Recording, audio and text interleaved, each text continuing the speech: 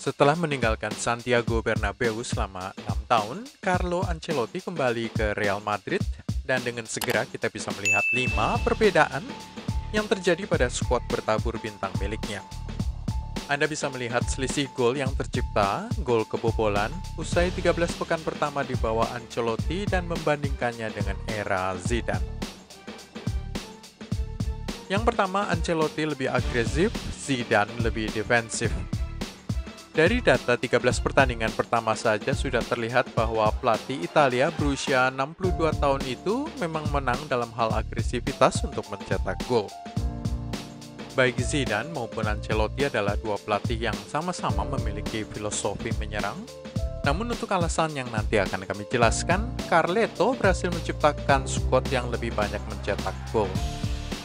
Usai 13 pekan pertama di ajang La Liga, sudah 32 gol terjadi. Bandingkanlah itu dengan musim terakhir Zidane 2020-21 ketika para pemain Los Blancos hanya menciptakan 21 gol saja dari 13 pertandingan. Zidane sedikit lebih kuat di lini pertahanan Los Merengues, hanya kebobolan 12 gol saja, sementara mantan mentor dan sang guru Ancelotti sudah kemasukan 14 gol dari 13 laga. Sementara itu jika digabungkan dengan 9 gol di ajang Liga Champions, Ancelotti sudah berhasil membawa timnya meraih total 41 gol. Itu berarti rata-rata 2,4 gol per pertandingan di semua kompetisi.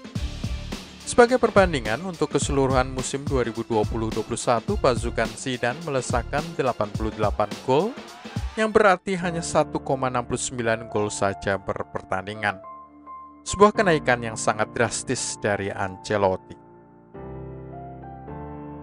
Perbedaan yang kedua, Ancelotti sangat mendukung Vinicius. Salah satu faktor penentu terjadinya lebih banyak gol pada musim 2021-22 adalah lebih banyak tembakan dilepaskan ke arah gawang lawan. 3 kali lebih tinggi daripada musim terakhir Zidane. Vinicius Junior adalah salah satu contohnya. Dengan konversi serangan menjadi gol naik dari 50% musim terakhir Zidane menjadi 75% pada musim pertama Ancelotti. Penyerang asal Brasil itu kembali mencetak 1 gol dalam kemenangan 4-1 Los Blancos atas Granada pada hari Minggu 21 November 2021. Ini adalah golnya yang ke-10 dalam 15 pertandingan sejauh musim 2021-22, dengan 8 gol terjadi di ajang La Liga dan 2 gol lainnya di Liga Champions. Vinicius Junior juga sering menjadi starter di bawah Zidane, tetapi dia tidak pernah sepenuhnya bisa membuat yakin sang pelatih Prancis tersebut. Kini di bawah pelatih baru, Vini tampil sebagai pemain yang sangat berbeda. Saat pemain 21 tahun itu masih berlibur selama musim panas, Ancelotti melakukan panggilan telepon untuk memberitahunya bahwa dia adalah bagian dari rencana permainan, terlepas dari apakah Kylian Mbappe akan datang atau tidak. Vinicius membayar lunas kepercayaan tersebut dan terlihat lebih percaya diri, merasa diberi kebebasan oleh dukungan Ancelotti. Sedangkan di bawah Zidane, dia bermain dengan bayang-bayang bakal dicadangkan jika performanya menurun. Yang ketiga, trio pemain tua dipertahankan. Zidane lebih suka mengandalkan pemain tua, terutama sekali trio Luka Modric, Casemiro, dan Toni Kroos. Hal yang sama sebenarnya dilanjutkan oleh Ancelotti dan sang pelatih Italia mengaku sangat terkesan dengan kinerja 3 pemain senior itu pada laga terakhir saat Real Madrid menang 4-1 di kandang Granada. Gelandang Jerman, Kroos, berhasil mendikte tempo di lini tengah dan menghasilkan 2 assist untuk 2 gol pertama Los Blancos. Sementara Modric bekerja sama secara baik dengan Karim Benzema dan Vinicius untuk gol ketiga Real Madrid, sebelum Casemiro memberi umpan kepada Ferland Mendy untuk gol keempat mereka. Namun seperti terlihat dari beberapa laga terakhir, sang maestro asal Italia itu juga tidak segan memainkan sejumlah pemain muda. Di masa lalu, pada era Zidane sangat sulit untuk memecah kepercayaan sang pelatih Prancis pada Casemiro, Modric, dan Kroos. Hanya Isco satu-satunya nama lain yang berhasil masuk ke lapangan tengah skuad utama.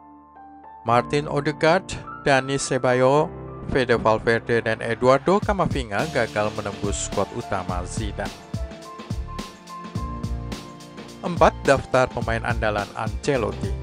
Dari 13 pekan pertama ada 10 pemain yang nyaris selalu dimainkan, yaitu Vinicius Junior dan Thibaut Courtois pada urutan pertama dengan 13 kali. Kemudian berturut-turut Karim Benzema, Casemiro, David Alaba, Eder Militao, selain Rodrigo masing-masing 12 kali. Perhatikanlah bahwa 4 dari 7 pemain itu adalah pemain asal Brasil. Di bawah mereka dalam frekuensi permainan yang lebih sedikit adalah Marco Asensio, Lucas Vazquez, Dani Carvajal, Federico Valverde, Nacho Fernandes, Modric, dan Kroos. Pada jumpa pers terakhirnya, pasca laga di Granada, Ancelotti berjanji tidak akan merusak trident Kroos, Modric, dan Casemiro. Jadi peluang mereka bertiga akan sangat besar untuk bermain lebih sering lagi. Eduardo Camavinga sudah 9 kali bermain bagi Ancelotti pada musim 2021-22, Eden Hazard 10 kali, Isco 7 kali. Mereka bermain lebih sering daripada Toni Kroos yang hanya 6 kali musim ini di ajang Liga Spanyol. Kalah dari Modric 8 kali dan Nacho serta Fede 9 kali. Taktik sama versus taktik yang terus berubah. Pada periode pertamanya di Real Madrid, Ancelotti dikenal gemar memainkan taktik yang sama terus-menerus. Hal ini menyebabkan skuadnya terbiasa dengan formasi dan cara bermain yang sama.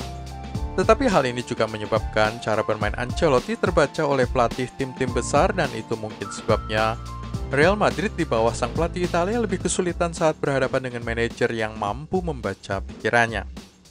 11 pemain andalannya juga menjadi lebih lelah pada akhir musim, dan hal ini terlihat pada akhir musim 2014-2015 pada periode pertama Ancelotti di Bernabeu, ketika performa tim menurun dan berujung pada pemecatannya.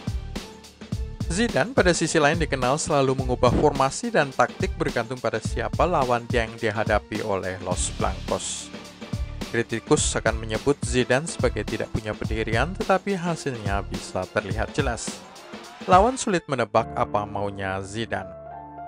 Tetapi dibandingkan dengan periode pertama Ancelotti di Bernabeu, kini ia terlihat lebih fleksibel, tidak memaksakan 11 pemain andalannya untuk bermain selama 90 menit penuh. Dalam laga di Granada, usai melihat Vinicius beberapa kali menjadi sasaran tackle lawan, Ancelotti menarik keluar sang pemain muda pada menit ke-71. Alasannya, dia ingin menjaga Vinicius dari kemungkinan cedera. Pelatih Italia itu juga memasukkan 4 pemain lain di sekitar menit 80. Luka Jovic, Eduardo Camavinga, Isco, dan Jesus Vallejo yang merupakan mantan pemain Granada, guna memberi istirahat lebih cepat bagi Benzema, Kroos, Modric, dan Alaba. Selengkapnya bisa kamu lihat di website gilabola.com. Itu semua dari Gila Bola untuk hari ini. Jangan lupa klik like, subscribe, dan tenang loncengnya. Terima kasih sudah menonton. Salam Gila Bola.